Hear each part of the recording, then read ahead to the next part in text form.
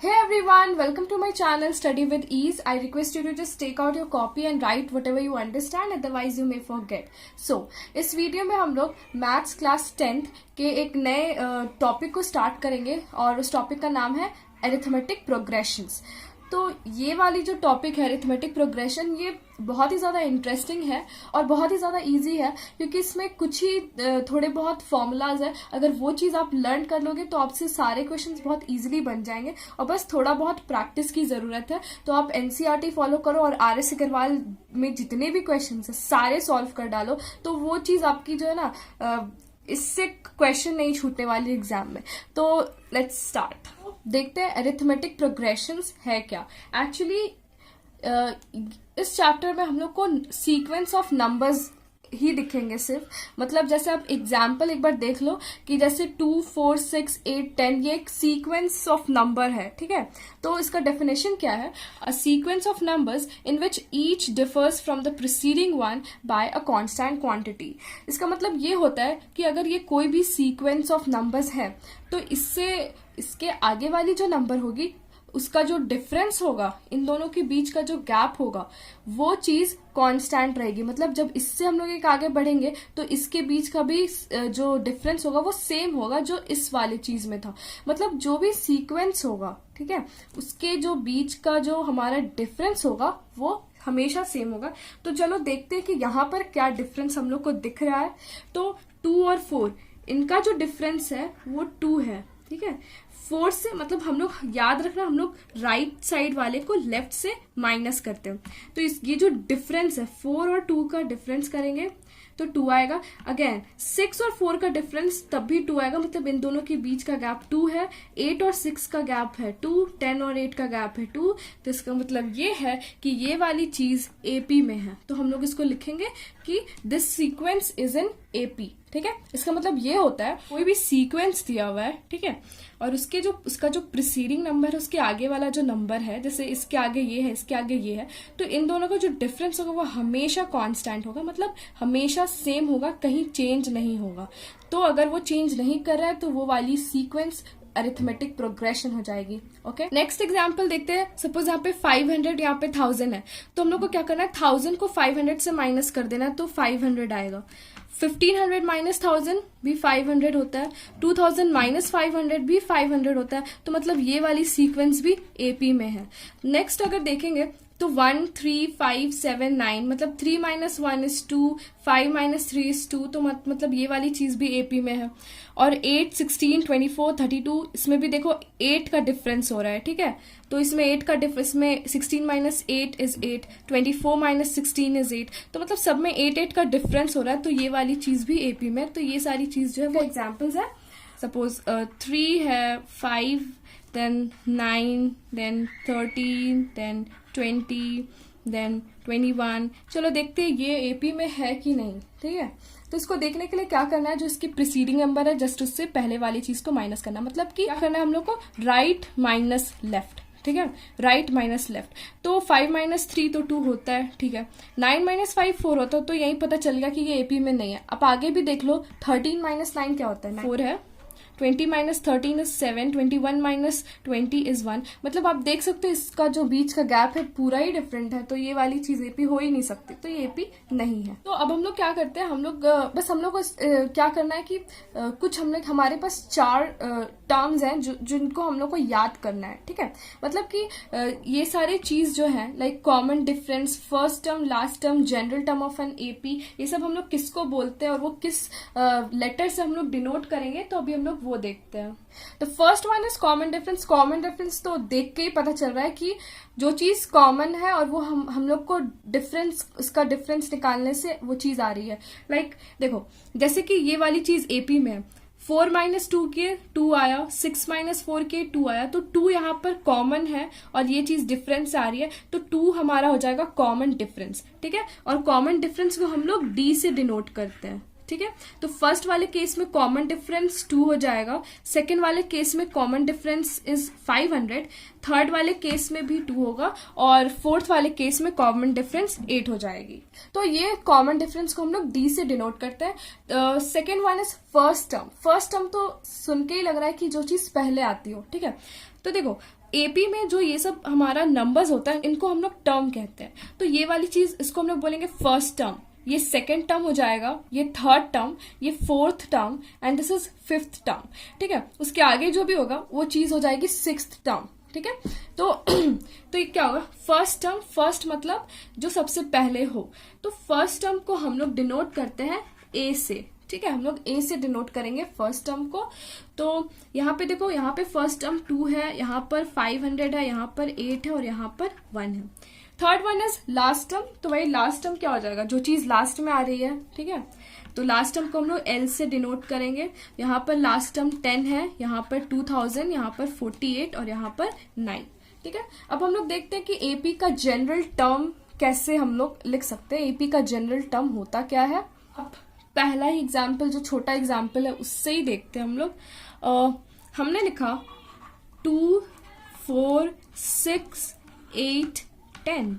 ठीक है, तो अब देखो इसमें फर्स्ट टर्म 2 है तो इसको हम लोग ए लिख लेते हैं। ठीक है, सेकेंड टर्म को हम लोग क्या लिख सकते हैं, ए प्लस 4 - 2 इज 2। ठीक है, 2 इसका कॉमन डिफरेंस है तो मतलब ए प्लस डी। ठीक है, तो मतलब 2 + 2 को हम लोग 4 लिख सकते हैं, फिर 4 + 2 को हम लोग 6 लिख सकते हैं, 6 + 2 को हम लोग 8 लिख सकते हैं। तो मतलब कि 2 वाली चीज को हम लोग ए लिख दिए, 4 को हम लोग ए प्लस डी इसलिए लिखे क्योंकि 2 इसका कॉमन डिफरेंस, पहली वाली चीज से जब ऐड होगी तब वो ए प्लस डी 4 बन जाएगी, तो वो जगह ए प्लस डी। इसको हम लोग क्या लिख सकते हैं, इसको हम लोग क्या लिख सकते हैं, ए प्लस 2 प्लस क्या 2 + 4, 2 + 4 = 6। तो मतलब a + 2d। तो इसका जो जनरल टर्म होगा उसको हम लोग यही लिखेंगे, a, a + d, a + 2d, a + 3d, ये dot dot dot dot dot dot ऐसा चलता रहेगा। ठीक है, तो जनरल टर्म किससे कहते हैं हम लोग, जनरल टर्म इसका मतलब, जनरल टर्म का मतलब ये होता है कि हम लोग कोई भी एपी को इस फॉर्म में लिख सकते हैं। अगर कोई सीक्वेंस एपी में हो तो उस चीज को हम लोग इस फॉर्म में आराम से लिख सकते हैं। जैसे यहाँ पे देखो 500 है। ठीक है, 500 को अगर हम लोग ए मान लिए तो 1000 क्या हो जाएगा, ए प्लस डी। डी यहाँ पर क्या है, 500 है। ठीक है, तो a + d 1000 हो जाएगा। कैसे, क्योंकि a यहाँ पर 500 है और d क्या है 500, 500 + 500 1000। देखो थर्ड टर्म क्या है, 1500 है, 1500 इसको a + 2d हम लोग लिख सकते हैं। a क्या है यहाँ पे 500 है। ठीक है, a 500 है प्लस 2 × d, d क्या है यहाँ पे 500 है। तो मतलब कि ये क्या हो जाएगा 500 + 1000 जो कि हो जाएगा 1500। तो ये ना एपी का जनरल फॉर्म होता है, मतलब किसी भी एपी को हम लोग इस फॉर्म में लिख सकते हैं। ठीक है, सो एपी के कुछ टर्म्स थे जो अभी हमने देखा, तो चलो हम लोग उसके उसी बेसिस पे कुछ क्वेश्चंस करते हैं। एनसीईआरटी एग्जाम्पल का ये क्वेश्चन है। तो देखो फर्स्ट क्वेश्चन में हम लोग को दिया हुआ है कि ये वाला जो सीक्वेंस है वो एपी में ऑलरेडी है, तो हम लोग को ये चेक करने की जरूरत नहीं है कि एपी में है कि नहीं। तो क्वेश्चन में हम लोग से बस पूछा है कि ए क्या होगा, डी क्या होगा, मतलब फर्स्ट टर्म क्या होगा और कॉमन डिफरेंस क्या होगा। तो ए तो फर्स्ट टर्म है जो कि आप लोगों को सभी को यहाँ पे दिख ही रहा होगा कि वो 3/2 हो जाएगा। और डी क्या है, डी मैंने बताया था कॉमन डिफरेंस। कॉमन डिफरेंस क्या होता है, जो हर जो प्रीसीडिंग नंबर्स है उनके बीच का जो गैप होता है उन्हें हम लोग कॉमन डिफरेंस कहते हैं। तो ये चीज कैसे निकालनी है, राइट माइनस लेफ्ट। ठीक है, राइट माइनस लेफ्ट मतलब ये वाली चीज माइनस ये वाली चीज। अब ये कोई भी मतलब कहीं से बीच में से भी उठाकर लिख सकते हो, ये माइनस ये या फिर ये माइनस ये, बस ये याद रखना है राइट माइनस लेफ्ट होनी चाहिए। तो ये हो जाएगी 1/2 - 3/2। तो हमारा 1 - 3/2 - 2/2 और हमारा d -1 आ गया। तो नेक्स्ट क्वेश्चन देखते हैं, which of the following list of numbers form an AP, if they form an AP right the next 2 numbers. तो फर्स्ट क्वेश्चन देखते हैं, एपी हम लोग को देखना है कि ये चीज एपी है कि नहीं, एपी में है कि नहीं। तो क्या करना होगा हम लोग को, इन दोनों के मतलब इन लोग का गैप जो है वो कॉमन होना चाहिए, सेम होना चाहिए। राइट माइनस लेफ्ट करेंगे, सो 10 - 4, 10 - 4 आता है 6, 16 - 10 ये भी 6 होती है, ये भी तो 6 ही होती है। तो ये तो एपी में है। ठीक है, अब आगे का टर्म हम लोग कैसे निकालें, नेक्स्ट 2 टर्म्स कैसे निकालेंगे। तो ये तो first second third fourth term तक तो दिया हुआ है। तो हमारा फिफ्थ टर्म क्या हो जाएगा 22 + 6। ठीक है, 6 इसमें ऐड कर देंगे क्योंकि आप देख सकते हो सब में 6 ऐड होता चला जा रहा है। तो 22 + 6 करेंगे तो ये चीज हमारी 28 हो जाएगी। हमारा 6 टर्म हो जाएगा 28 + 6 34। सो सेकंड क्वेश्चन है 1 - 1 - 3 - 5। हम लोग को देखना है एपी है कि नहीं, तो वही इसका डिफरेंस निकालते हैं। -1 - 1, ठीक है, ये हो जाएगा -2। दूसरा देखते हैं -3 - -1, तो -3 + 1 हो गया, तो ये भी हो गया -2। फिर है -5 - -3, तो ये क्या हो जाएगी -5 + 3, ये भी -2। तो ये देख सकते हैं कि ये वाली चीज भी एपी में है, ठीक है। और आगे का हम लोग को टर्म निकालना है, मतलब हम लोग 5th टर्म निकालना है। 5th टर्म क्या हो जाएगा, 4th है -5, तो उसमें हम लोग जो कॉमन डिफरेंस होता है वो चीज हम लोग ऐड कर देते हैं, तो ऐड करेंगे -2, तो मतलब 5th टर्म आ जाएगी -7। और 6th टर्म क्या हो जाएगी, -7 ऐड कर देंगे -2, तो क्या हो जाएगी -9। ओके, सो थर्ड देखें तो -2 2 -2 2 -2, तो ये देख के लग रहा है कि एपी नहीं होगा, ठीक है, क्योंकि देखो 2 - -2, ये क्या हो जाएगा 2 + 2 4, ठीक है। ये इसका डिफरेंस तुम्हारा बीच का 4 आ गया। इसका देखते हैं -2 - 2, ये हो गया -4, तो यही दिख गया ये पी नहीं है। फिर आगे करोगे तो 2 - -2, ये भी 4, तो ये वाली चीज एपी है ही नहीं, ठीक है, not an AP. Okay, so 4th भी देख के ही लग रहा है एपी नहीं है, क्योंकि इसका जो डिफरेंस है 0 है, इसका भी डिफरेंस 0 है, इसका डिफरेंस 1 देन 1 देन 1,